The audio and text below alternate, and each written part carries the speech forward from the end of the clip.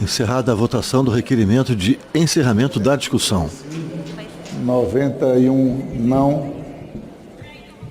Está aprovado o requerimento de encerramento de discussão. Declaro encerrada a discussão em primeiro turno. Nos termos do artigo 178 do Regimento Interno, fica prejudicado o requerimento de adiamento de votação.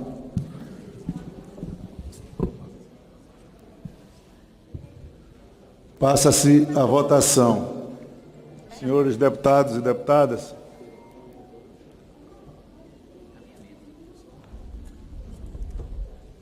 Encerrada a fase de discussão, começa a fase de votação.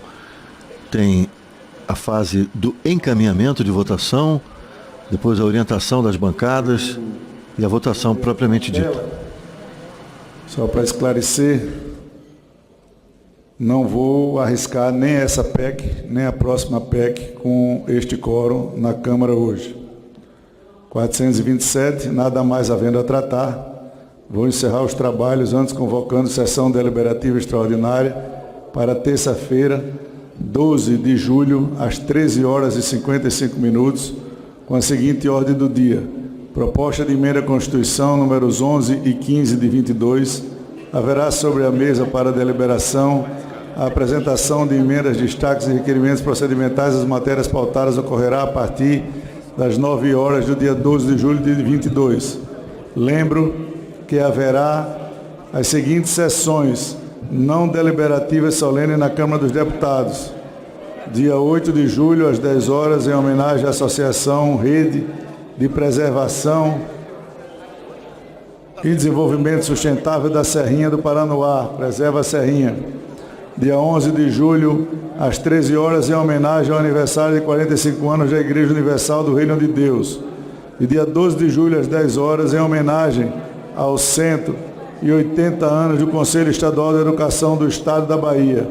Lembro também que haverá sessão solene do Congresso Nacional amanhã, 8 de julho, às 15 horas, destinada a comemorar o Dia Nacional do Quadrilheiro Junino. Está encerrada a sessão.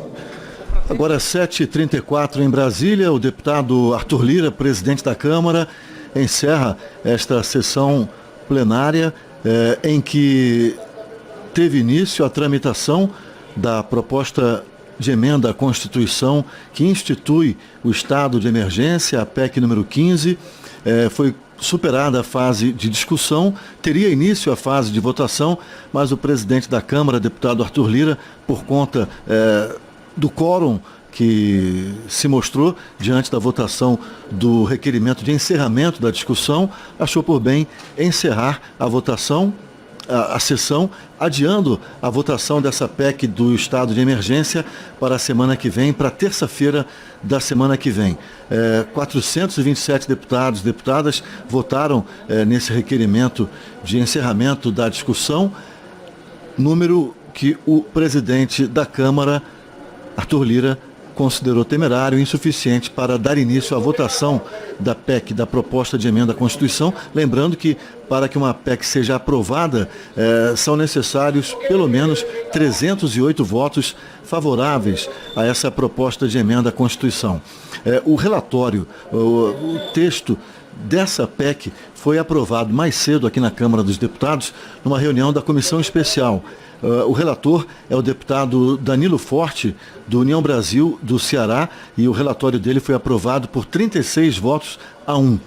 A PEC do estado de emergência institui o estado de emergência até o final do ano, criando despesas excepcionais até o dia 31 de dezembro, no valor de 41 bilhões de reais. Esse dinheiro, pelo texto da PEC, será dividido entre benefícios sociais e econômicos. O texto da proposta de emenda à Constituição alega que o estado de emergência é criado sob o argumento de que a disparada do preço dos combustíveis nos mercados externo e interno provoca a deterioração do poder de compra da população e penaliza os mais vulneráveis. O reconhecimento do estado de emergência serve para que os gastos não violem a legislação eleitoral. Pela lei das eleições, não pode haver concessão de novos benefícios ou distribuição de valores em ano eleitoral, a não ser em casos excepcionais, como no caso de um estado de emergência. O deputado capitão Alberto Neto, do PL do Amazonas, que defendeu veementemente essa proposta de emenda à Constituição, tanto aqui no plenário como também mais cedo na comissão especial, está no plenário e vai conversar conosco. Boa noite, deputado. Boa noite a todos da TV Câmara, é um prazer estar falando nessa TV e dar esclarecimento ao povo brasileiro. Deputado, essa proposta de emenda à Constituição recebe severas críticas da oposição, que apesar disso já disse que vai votar favoravelmente. Como o senhor rebate essas críticas? Acho que os deputados do PT precisam ir fazer um tratamento mental, porque se você é favorável à PEC, você tem que falar favorável, fazer a defesa, porque você vai votar a favor da PEC. Eles fazem um discurso contra e votam a favor. E a população fica sem entender isso. Nós seguimos um discurso coerente, nós aumentamos a arrecadação com a venda da Eletrobras, com a volta do lucro da Petrobras, que na época do governo do PT, a Petrobras era a empresa mais endividada do mundo, dirigentes do PT foram presos, tiveram que, na Lava Jato, devolver dinheiro aos cofres públicos e causou um prejuízo gigantesco ao país. No governo Bolsonaro, a Petrobras volta a dar lucro. E esse lucro agora, nesse momento de crise, nós estamos retornando esse lucro para quem mais precisa, levando para as pessoas em estado de vulnerabilidade. Não só isso, nós estamos com outras estratégias como o auxílio gás, o auxílio caminhoneiro, o auxílio gás, o auxílio para os taxistas, para as pessoas idosas, a questão dos biocombustíveis também, nesse momento de guerra. É interessante o Brasil ter uma independência do combustível fóssil. Tudo isso são estratégias do nosso presidente conduzindo o nosso país para um rumo certo. O Brasil dá um exemplo, na verdade, para o mundo todo. Foi o primeiro a aumentar a taxa Selic, frear a inflação, reduz os impostos aqui na Câmara. Nós acompanhamos a redução do ICMS dos combustíveis e agora já sentimos isso na bomba e a inflação começa a cair.